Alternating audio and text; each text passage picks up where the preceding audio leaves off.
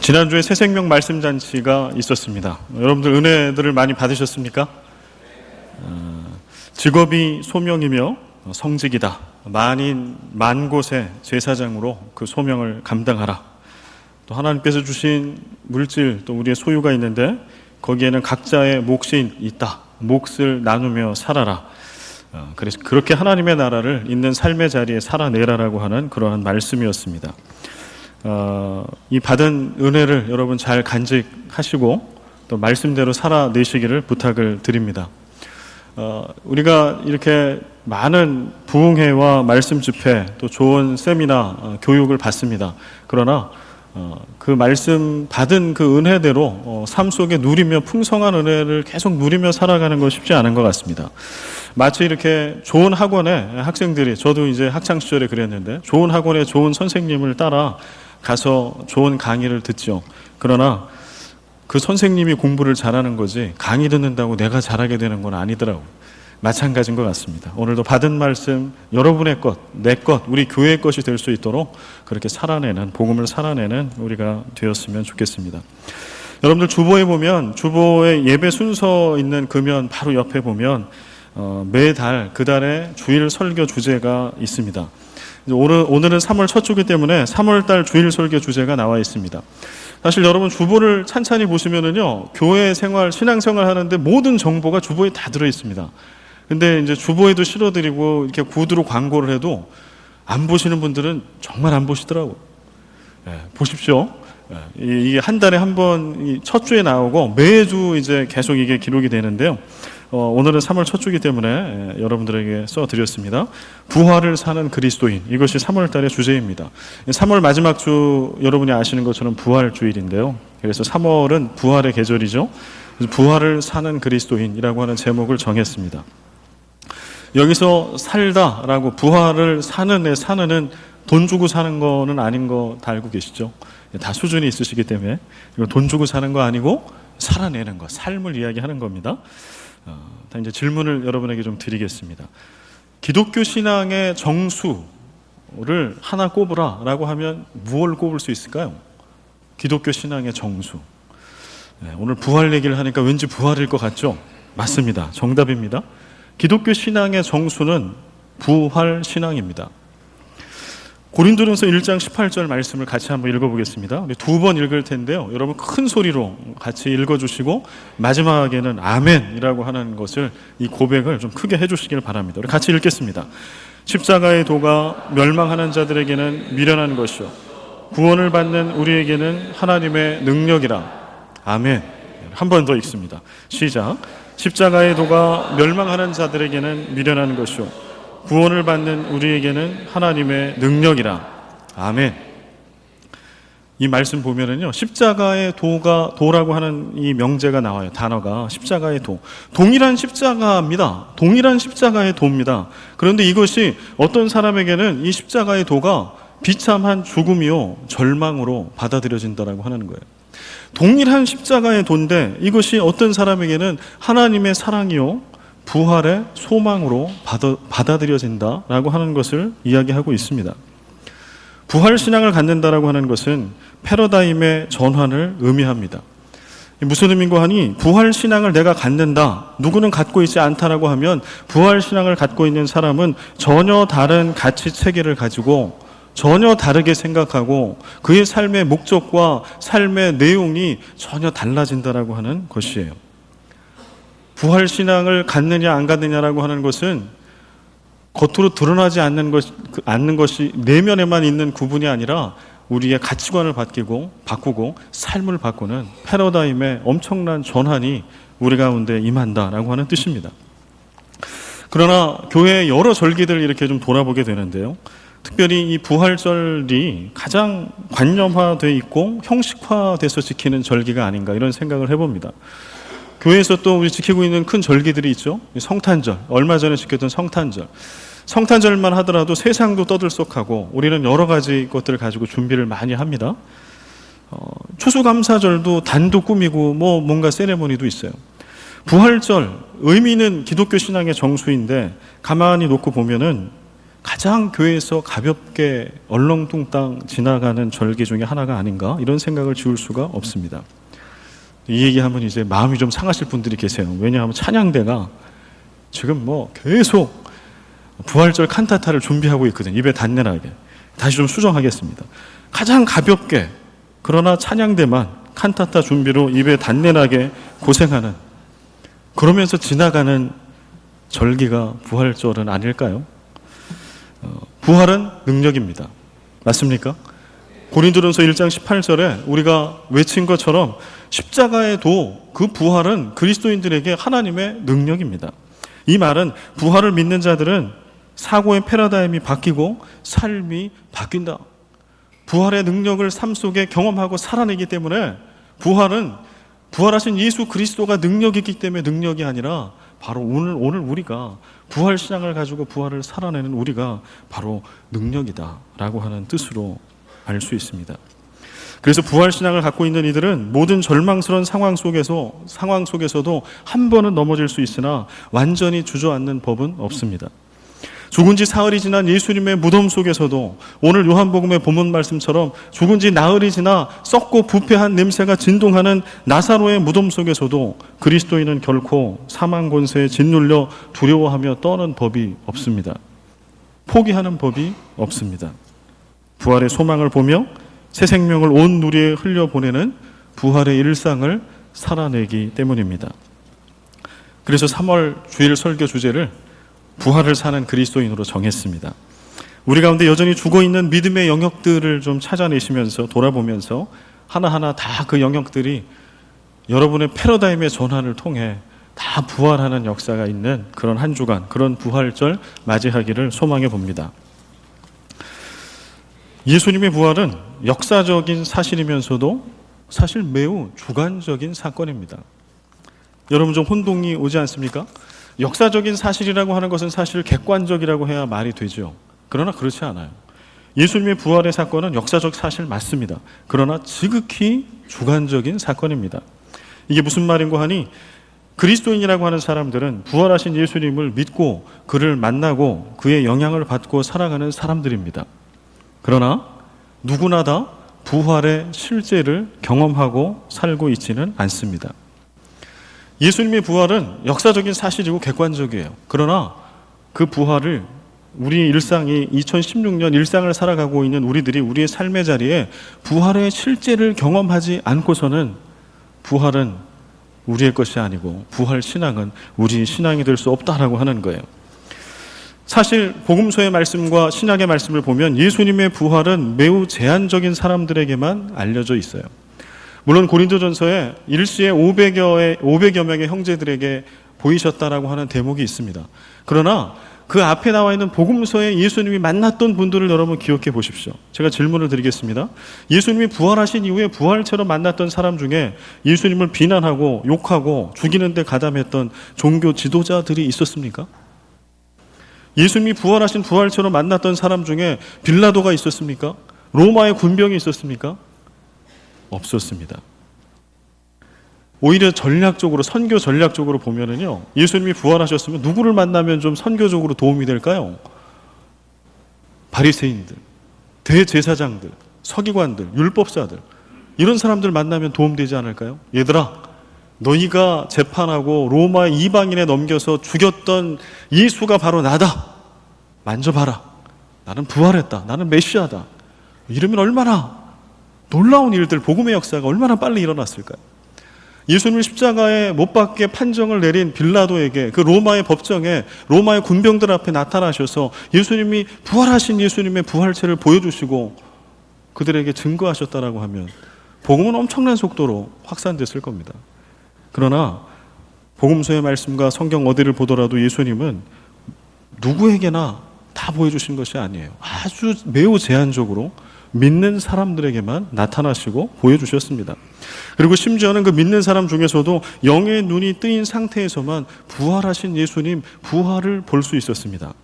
요한복음 20장 말씀에 보면 예수님 돌아가시고 나서 무덤에 이제 이렇게 안치를 시키고 나서 그 새벽에 무덤을 찾은 여인의 얘기가 있어요. 막달라 마리아.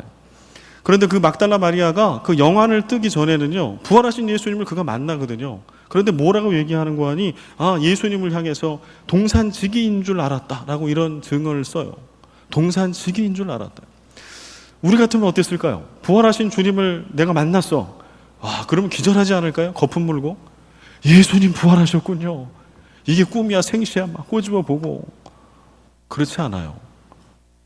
부활이 사건이고 객관적이면 그래야지 맞아요. 그러나 심지어는 믿는 자들을 제한적으로 예수님이 만나주셨음에도 불구하고 그들의 눈에 영적인 백태가 벗겨져 영적으로 그들이 예수님을 부활하신 예수님을 바라보기 전에는 절대 그 예수님을 알아본 자가 없다라고 하는 거예요. 누가복음 24장에 엠마오로 가는 두 제자의 얘기가 있습니다. 이 이야기는 더합니다. 오랜 시간을 부활하신 예수님과 두 제자가 같이 걸어요. 그리고 예수님에 관한 이야기들을 계속 얘기합니다. 그러나 그 두 제자는 예수님을 알아보지 못해요. 언제 알아보나요? 모든 이야기들을 다 하신 이후에 예수님께서 떡을 떼어주시는 그때 비로소 부활하신 예수님인 줄 알았다라고 복음서는 쓰고 있습니다. 왜냐하면 예수님의 부활의 사건은 믿음의 사건이기 때문에, 이 사건은 제한적인 사건이고 지극히 개인적인 사건이기 때문에 그렇습니다. 성경은 부활 사건이 처음부터 믿음의 사건이라고 하는 것을 복음서에서 계속 이야기해주고 있어요. 부활은 믿음의 눈이 아니면 경험할 수 없는 사건이기 때문입니다. 여러분들에게 좀 질문을 다시 해보겠습니다. 여러분들은 부활을 경험하셨습니까? 이 질문은 예수님의 역사적 부활을 아느냐라고 물어보는 질문이 아닙니다. 2016년 3월 6일 부활의 계절에 우리 주님께서 특별히 초청하신 자에게만 드러내 보여주시는 부활 사건이 바로 여러분 개인에게 경험된 사건이 맞느냐라고 묻는 거예요. 그래서 여러분들은 그 경험된 부활을 살아내고 계십니까? 초대교회 때부터 지금까지 우리는 교회 공동체의 별칭을 가지고 있어요. 교회 공동체를 다른 말로 얘기할 때 어떤 공동체다 이렇게 얘기를 해요. 어떤 공동체라고 얘기하고 있을까요? 교회 공동체. 교회 말고 다른 단어를 넣을 때 말이 돼요. 뭘까요? 왠지 부활일 것 같죠? 오늘 제가 물어보는 답은 다 부활입니다, 여러분. 교회 공동체는 부활 공동체입니다. 교회가 부활 공동체라고 하는 말은 무덤 속과 같은 절망스러운 삶의 자리에서도 생명이 살아나는 새로운 일들이 일어날 것이라는 희망과 기대를 가진 공동체라고 하는 뜻이에요. 우리의 직업을 소명으로 성직으로 알아 오늘도 주님과 더불어 아름다운 세상을 꿈꾸며 세상을 향해 힘차게 나아가는 믿는 자들의 모임이 교회 공동체다라고 하는 뜻입니다. 그런데 왜 우리는 우리의 현실 속에서 부활을 잘 받아들이지 못할까요? 왜 복음서에도 수많은 사람들이 부활하신 예수님을 만났으나 그들의 믿음의 눈이 뜨이기 전에는 결코 부활하신 주님을 볼 수 없었을까요? 그리고 2000년이라는 시간이 흐르는 이때에도 부활을 왜 실제적인 경험으로 내 실제 신앙으로 고백하지 못하고 살지 못하고 있을까요? 오늘 본문 말씀을 통해서 보겠습니다. 오늘 본문 말씀은 우리가 잘 아는 말씀이죠. 나사로라고 하는 사람이 죽은 지 나흘 4일이 지난 이후에 예수님께서 그 집을 찾아가셔서 상가집을 방문하신 겁니다. 그리고 그 죽은 나사로를 살려주신, 부활시켜주신 이야기를 쓰고 있어요. 그런데 이 성경 말씀 요한복음 11장의 앞에 말씀에 보면 나사로는 오빠죠. 그 다음에 마르다와 마리아라고 하는 자매가 있었어요. 두 자매와 한 형제, 이게 남매가 예수님과 아주 특별한 관계에 있었다라고 복음서는 씁니다. 서로 사랑하는 관계에 있었다라고 써요. 이건 육체적인 사랑을 의미하는 것은 아니겠죠. 그만큼 서로를 신뢰하고 이 남매는 예수님을 신뢰하고 존경하고 사랑한 거고요. 예수님도 수많은 공생의 사람들을 만났으나 특별히 이 남매, 이 가족을 아끼고 사랑하신 것이에요. 그런데 나사로가 병이 들어요. 그래서 이 누이들이 예수님께 전가를 보냅니다. 우리 오빠가 아픕니다. 예수님 빨리 와서 도와주십시오. 그런데 웬일인가요? 예수님께서는 기록에 보면 올이라고 되어 있으니까요. 그 짧은 거리입니다. 한 20분이면 걸어서 올 수 있는 거리를 이틀이 넘도록 예수님은 가지 않으세요. 그리고 나사로가 죽은 다음에 나흘이 지난 그 이후에라야 예수님은 바로 그 상가집을 방문하십니다. 그리고 그때 일어났던 일들을 쓰고 있는 것이 오늘 본문입니다. 여기 22절에 보면 마르다의 신앙 고백이 나와 있는데요. 그가 얼마나 놀라운 신앙을 갖고 있는지 여러분 한번 보십시오. 나는 이제라도 주께서 무엇이든지 하나님께 구하시는 것을 하나님이 주실 줄을 아나이다. 이게 마르다의 고백이거든요. 근데 이게 지금 어떤 상황에서 예수님께 하고 있는 얘기예요? 오라비가 죽은 지 나흘이 지난 상황에서, 다 장례 끝났어요. 그런 상황에서 예수님께 하고 있어요. 주께서 무엇이든지 하나님께 구하시는 것을 하나님이 주실 줄을 아나이다. 이건 어떤 오해를 우리에게 불러일으키나요? 그러면 예수님께서 죽은 오라비를 살려달라고 하나님께 기도하면 이 나사로가 살아날 거라고, 나는 그걸 믿는다라고 꼭 그렇게 고백하고 있는 것 같아요. 그러나 정말 그런가요? 23절에 예수님이 그래서 이런 말씀을 합니다. 내 오라비가 다시 살아나리라. 이거는 마르다가 원하던 대답이 아니었어요. 그 뒤에 있는 진행되는 말씀을 보면. 근데 예수님이 떡하니, 예수님, 하나님께 무엇이든지 원하면 다 들어주실 것 저 알고 믿습니다. 그랬더니 예수님이 그래? 네 오라비 다시 살 거다. 마르다의 반응이 궁금합니다. 24절에 마르다는 이렇게 얘기해요. 마지막 날 부활 때에는 다시 살아날 줄을 내가 아나이다. 27절에 주는 그리스도시요 세상에 오시는 하나님의 아들이신 줄 내가 믿나이다. 다시 여러분에게 묻습니다. 지금 마르다는 예수님께서 죽은 오라비를 부활시켜 주시고 살려주실 거라고 하는 것을 믿고 있나요? 아니면 믿지 않고 있나요? 어떤 것 같아요? 믿지 않고 있어요. 100% 믿지 않고 있습니다. 마르다의 이 말씀에 나와 있는 고백, 여기에 담겨 있는 행간에 이런 뜻을 제가 담아봤어요. 마르다의 진심이죠. 제가 이렇게 써보았습니다. 한번 들어보십시오. 예수님, 당신이 하나님의 아들이신 거 알겠습니다. 그리고 당신이 하나님께 무엇을 구하면 하나님이 다 응답해 주실 것도 알겠습니다. 그러나 죽은 지 나흘이나 지난 내 오라비가 다시 살아난다라고 하는 그 말은 웬 망발입니까? 죽었다 깨나도 내 오라비가 다시 살아나는 일은 일어날 수 없다라고 하는 것 주님이 잘 아시지 않습니까? 종말의 때에나 가능하려나요? 괜히 되지도 않는 얘기를 하셔서 나를 희망 고문하지 마십시오. 더 이상 나를 힘들게 하지 마십시오. 정말 죽은 이 오라비를 살려낼 힘과 능력이 있었다면 오라비가 아플 때 왜 찾아오지 않으셨습니까? 왜 그때 낫게 해주지 않으셨습니까? 이런 이야기죠. 예수님은 계속해서 나사로를 살리실 거라고 하는 것을 확증을 계속 주세요. 그런데 마르다는 계속 못 믿어요. 왜 그럴까요? 왜 마르다는 예수님이 말씀하고 계시는 나사로의 부활을 못 보고 있는 걸까요? 예수님은 이미 보고 계세요. 죽은 지 나흘이 된 나사로가 부활하는 것을 이미 보고 계시다고. 근데 마르다는 못 보고 있어요. 왜 그럴까요? 두 가지 이유일 겁니다. 첫 번째는 죽음이라는 슬픈 현실에 압도당해 있기 때문에 그래요. 두 번째는요, 자기 경험과 고정관념에 사로잡혀 있기 때문에 그렇습니다. 긴 세월 동안 만들어지고 쌓여진 고정관념과 관습이요.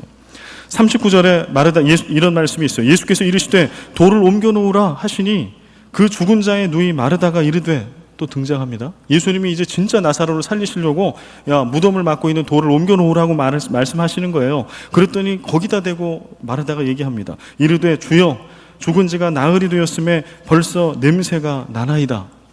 예수님, 아직 연세가 그렇게 헷갈리실 연세는 아닌 것 같은데 왜 그러십니까?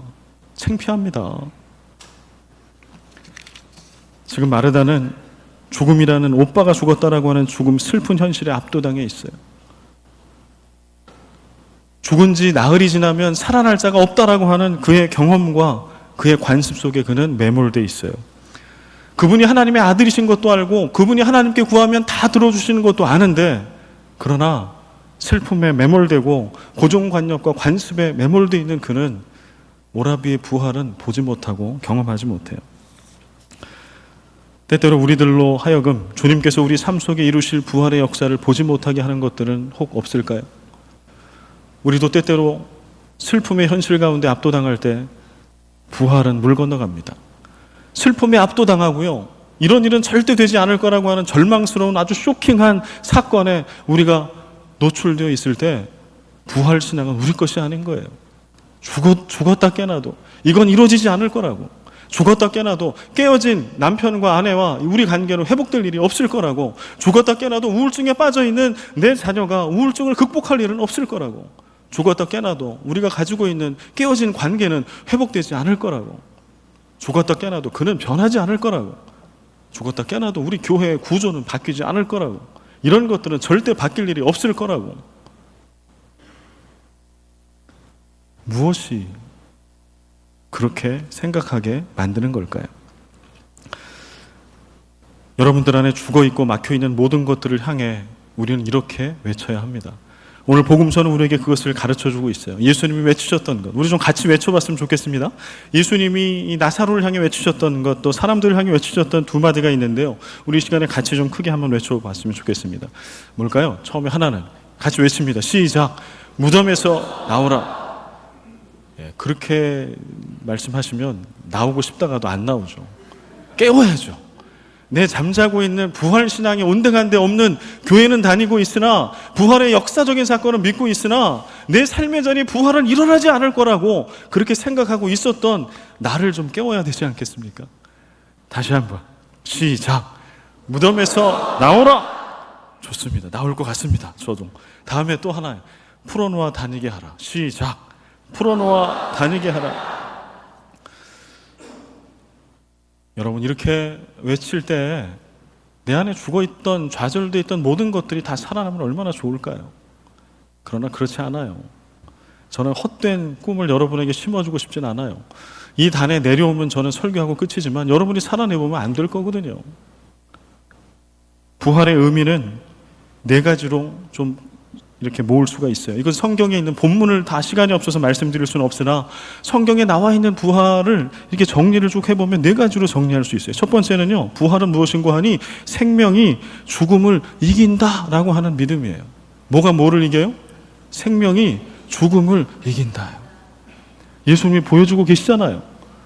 죽음이 생명을 이기는 것이 아니고 죽은 지 나흘이 돼서 생명을 죽음이 이긴 것처럼 보여지고 있으나 예수님이 선포하시는 거예요. 얘들아, 죽음이 생명을 이기는 법은 없어. 생명이 죽음을 이겨. 두 번째, 선이 악을 이긴다. 세상을 바라보면 믿는 그리스도인이라 할지라도 이 부조리하고 불합리한 이런 악한 세상 때문에, 이런 구조 때문에 우리는 도대체 선하게 살 수 없다라고 우리는 불평합니다. 그러나 부활을 믿는다라고 하는 것은 선이 악을 이긴다라고 하는 것을 믿는 거예요. 예수님 말씀하시잖아요. 로마서에 너희들은 선으로 악을 이겨라. 세 번째는요, 사랑이 미움을 이긴다. 이걸 믿는 게 부활신앙이에요. 사랑이 뭘 이겨요? 미움을 이겨요. 미움이 사랑을 이긴 결과물이 결코 아닌 거예요. 사랑이 미움을 이깁니다. 마지막, 진실이 거짓을 이긴다. 진실이 거짓을 이긴다라고 믿는 거, 이게 바로 부활을 믿는 거예요. 무덤에서 나오라 외치고 풀어놓아 다니게 하라 여러분 외치십시오. 그러나 이 네 가지를 살아내시며 외치십시오. 우리 가운데 죽음의 공포, 두려움, 이미 회복될 것 같지 않은 이 모든 것은 죽어 있는 겁니다. 내 신앙이 됐든 관계가 됐든 조직이 됐든 뭐가 됐든. 그러나 죽음이 생명을 이길 수 없어요. 생명이 죽음을 이기는 거예요. 여러분, 그 믿음을 살아내십시오. 네 가지 모두 다. 사탄은 부활을 믿고 살아보려는 우리들에게 늘 이렇게 말합니다. 그래, 네 말이 맞아. 예수님 부활하셨지? 나도 봤어. 2000년 전에 십자가에 달려 죽더니 3일 만에 다시 살아나더만. 그래, 거기까지만 믿고 그렇게 편안히 살아라. 유인, 그렇게 살아라. 우리는 예수님의 부활을 아는 지식에만 머물러 있어서는 안 됩니다. 부활을 기억하고 기념하는 수준에 머물러 있어서도 안 됩니다. 에베소서 2장 5절부터 6절 말씀을 같이 한번 읽어보겠습니다. 에베소서 2장 5절 6절이요. 시작. 허물로 죽은 우리를 그리스도와 함께 살리셨고 너희는 은혜로 구원을 받은 것이라. 또 함께 일으키사 그리스도 예수 안에서 함께 하늘에 앉히시니. 아멘. 여기는 부활한 두 사람이 나타나요. 예수님, 부활하신 예수님이 나타나. 이건 우리가 다 알아. 사탄도 알아. 그러나 또 하나가 있어요. 누가 부활했어요? 내가 부활했어요. 부활하신 예수 그리스도와 더불어 하나님이 우리를 일으켜 세워주셨다. 그리고 하늘 보좌에 앉게 해주셨다. 다스리는 자가 되게 해주셨다. 근데 사탄은 1절만 가르쳐줘요. 예수님의 부활. 우리는 거기에 속아 넘어가요. 야, 나도 알아. 그래, 그거 믿어. 그러나 정말 중요한 것은 우리의 부활이에요. 우리가 부활했다면 우리는 살아있는 존재 아닙니까? 우리는 호흡하는 존재 아닙니까? 그러면 부활을 살아낼 수 있어요. 부활은 역사적인 사실이 아니에요. 객관적인 사실이 아니에요. 더 이상. 이제 뭐예요? 내 사건이에요. 내 삶이에요. 내 신앙이에요. 이게 부활 신앙입니다. 우리는 사탄을 향해 외쳐야 합니다. 사탄아, 예수님만 부활하신 것이 아니라 죄와 허물로 죽었던 우리도 부활하신 예수 그리스도와 더불어 부활했느니라. 우리의 믿음도 부활했느니라. 사망한 자가 승리한 것처럼 보이냐? 절대 그렇지 않다. 우리 주 예수 그리스도로 말미암아 우리에게 승리를 주시는 하나님께 감사하노니 나는 흔들리지 않을 것이다. 내 교회와 일터와 가정을 바라보며 나는 부활을 살아낼 것이다. 여러분, 제가 설교 서두에 지난 그 말씀 집회 때 은혜 많이 받으셨냐고 여쭤봤죠. 그 받은 은혜를 가지고 부활을 살아낸다라고 하는 것은 어떤 의미를 가지고 있을까요? 여러분의 교회와 일터와 가정 가운데 여러분의 직장이 소명의 장소가 되고 여러분의 직업이 성직이 되게 어떻게 해야 되면 될까요? 살아내면 돼요. 절망하고 낙심하지 마십시오. 선이 악을 이기고 생명이 죽음을 이깁니다. 사랑이 미움을 이깁니다. 우리 교회 안에 여러 가지 것들을 바라보십시오. 우리 교회는 참 건강한 교회고 좋은 교회임에 틀림이 없습니다. 18년이라고 하는 세월은 긴 세월이 사실 아닙니다. 여러분 가정에 18살 아이가 있으면 돌이켜 보십시오. 18살이 성인인가요? 성인이 아닙니다. 아직 청소년입니다. 아직 자라날 나이고요. 팔딱팔딱 뛸 나이고요. 그러나 무엇인가 부족한 게 있는 나이예요. 경험이 부족해요. 경륜이 부족해요. 아직 성숙한 것이 아니에요. 아무리 똑똑한 아이도, 아무리 신앙이 좋은 아이도, 아무리 인격적으로 탁월한 아이도 아이입니다. 그게 18살입니다. 저는 우리 교회도 그와 같다고 생각합니다. 참 똑똑하고 잘난 아이입니다. 이런 아이가 세상에 없습니다. 그러나 몇 살이요? 18살. 18살. 여러분, 이것을 잊지 마십시오. 그리고 돌아보십시오. 저도 잘 모르겠습니다. 그래서 이제 목사가 본색을 드러내는구나. 이제 교회 안에 모든 걸 다 뜯어 고치겠구나. 염려하지 마십시오. 저는 절대 뜯어 고치기 위해서 온 목사가 아닙니다. 여러분을 싸매러 온 목사. 여러분을 복음으로 살리기 위해서 온 목사. 교회를 여러분과 똑같이 사랑하기 위해서 온 목사. 그러나 돌아봐야 해요. 그리고 우리 가운데 우리가 낙심하고 절망하고 포기하고 있는 부분은 뭐가 있는지, 변질된 것들은 무엇이 있는지, 부활 소망 가운데 살아나야 할 것은 무엇이 있는지, 교회 안에, 내 안에, 우리 찬양대 안에, 우리 가정 안에, 이 모든 것들이 이 부활의 계절에 살아나는 은혜와 역사가 충만하기를 간절히 소원합니다. 주님, 이 부활의 계절에 우리도 부활의 역사적인 부활을 기억합니다. 부활하신 전능하신 예수 그리스도를 믿고 고백합니다. 그러나 아울러 우리도 주께서 예수 그리스도와 더불어 부활하게 부활시켜 주신 것, 나도 부활하는 것을 믿습니다. 생명이 죽음을 이기는 것을 믿습니다. 선이 악을 이기고 사랑이 미움을 이기고 진실이 거짓을 이기는 것을 믿사오니 이런 부활의 삶을 우리 모두 살아내게 하여 주옵소서. 우리 교회가 그런 부활 신앙으로 똘똘 뭉친 교회 공동체, 부활 공동체 되게 하여 주옵소서. 우리가 바로 그런 그리스도인 되게 하여 주옵소서.